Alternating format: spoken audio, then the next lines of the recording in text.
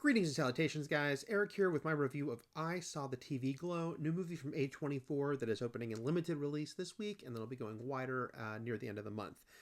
First, though, if you're here, thanks for being here, and if you could like and subscribe, even better. Much appreciated.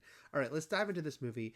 This new film is from writer-director Jane Schoenbrun, and it begins in the year 1996, where we meet two kids, a 7th grader named Owen, played initially by Ian Foreman, then played as we move forward in time by Justice Smith, and Maddie, played by Bridget Lundy Payne, a couple years older than Owen. Maddie introduces Owen to a TV show called The Pink Opaque, which is sort of this young adult fantasy show that she is already obsessed with, and very quickly Owen will be too. And this TV show will kind of define their friendship. It will bond them, it's what connects them, and it will definitely become the focus of both of their lives.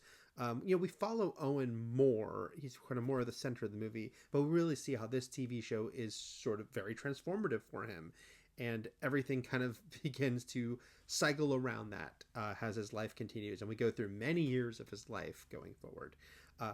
This movie is really easy to connect to if you've ever been obsessed with a TV show or a movie, but especially a TV show, an ongoing TV show, that kind of ongoing story. It is very clearly influenced, the Pink Opaque, I should say, the fictional show within the film, has a very loud plane is flying overhead, but the show is very clearly influenced by Buffy the Vampire Slayer. This is something Jane Schoenbrun has talked about in interviews, and it is very fun to see how they do that. Visually, even the font of the credits that we see of the show within the film match Buffy. They use the term Big Bad when they're discussing the show, which I'm pretty sure was introduced by Buffy. I certainly know it became part of our kind of pop culture lexicon because of Buffy. And so there's all these sort of connections between the two. Buffy is my favorite show of all time, and I was absolutely obsessed with it when it was on. So I completely kind of loved and connect to these characters as this movie begins, and how they form this friendship over this, and how it bonds them, and how you see Maddie, even just the little details, like her buying and reading the tie-in books that were the episode guides, because we didn't have huge wikis back then to look up all the info on the episodes. You buy these actual books and read it. I would buy those books for Buffy and for Angel. And sharing sharing VHS tapes in this case, for a TV show, back and forth, passing it. If you missed it, you can get your buddy, get that episode. This is all something that I think so many people are going to be relate to watching this. The Buffy specific nature of it, even better, but even if it wasn't Buffy, if you've had that show in your life, you will connect to this. This is really focused on these two central characters. There is a supporting cast, but they really kind of come and go in the film. It's all about Owen and Maddie, and I think these two actors are excellent portraying these characters. Justice Smith, initially in the early scenes he plays, once he takes over the role of Owen, a little bit into the film, I was a little put off at first by the voice he's doing, because he's doing this very mannered, sort of slow speaking voice, not his natural speaking voice.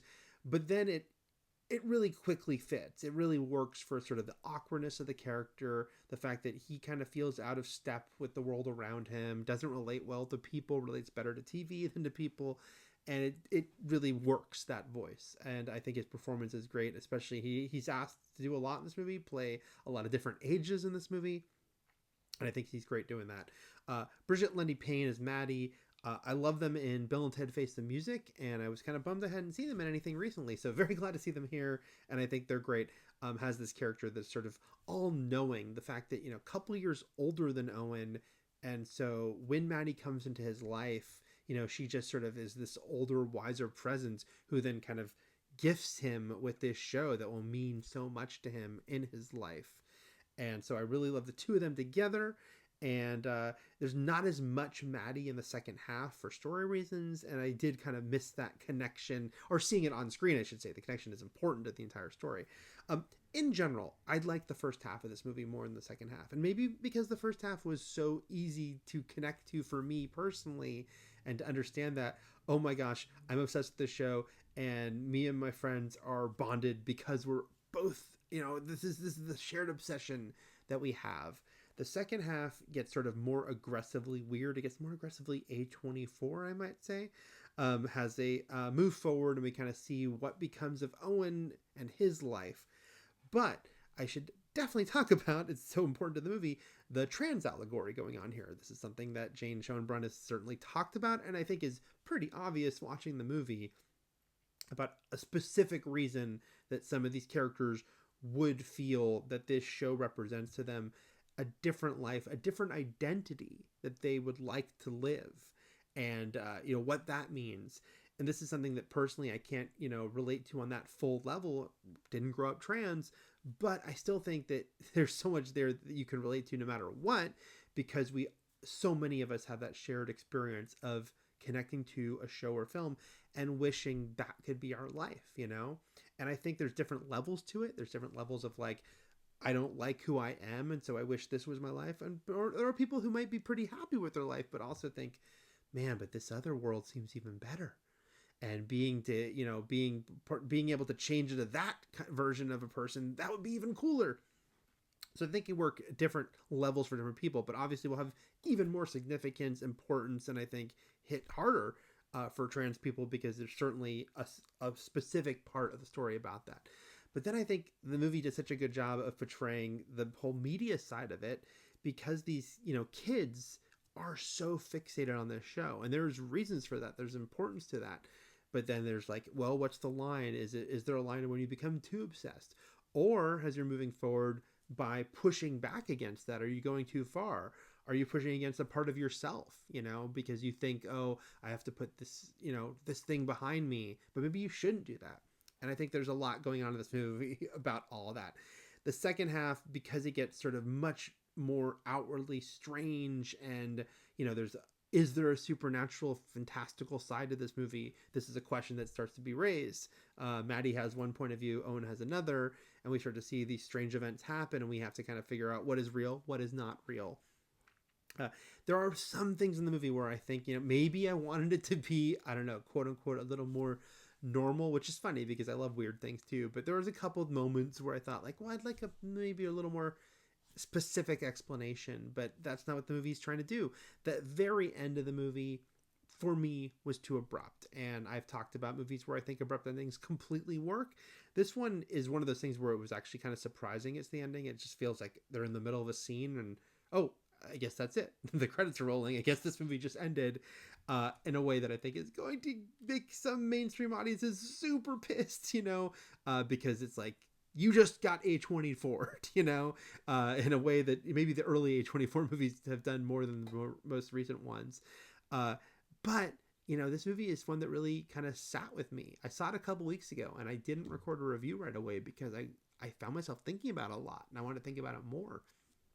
And yes, ultimately, I do think the first half is the better half, and the half that really, I think, sort of pops more and feels sort of tighter and more engaging. But the second half, there's a lot going on there too, as we chart Owen's journey and what his life is and what it could be, and how he's processing that, or maybe not processing that as much as he should be.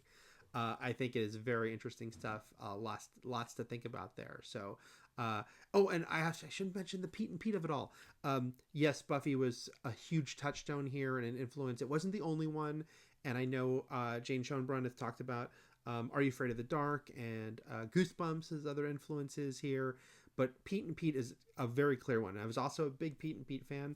And there are kind of a couple visual connections. You can see them if you know Pete and Pete when they show the clips from the Pink Opaque. But even in the quote-unquote real world, you start to see some Pete and Pete isms leak in, including a cameo by the actual lead actors from Pete and Pete.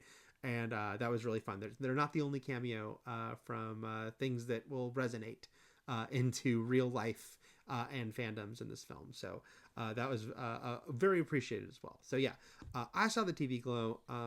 One of those movies that, I think that it's a good one to sit with and ponder. It gives you a lot. And that's not nothing. So I'm actually looking forward to visiting it again, going to see it again now that it's going to be out in theaters. So those are my thoughts on the film.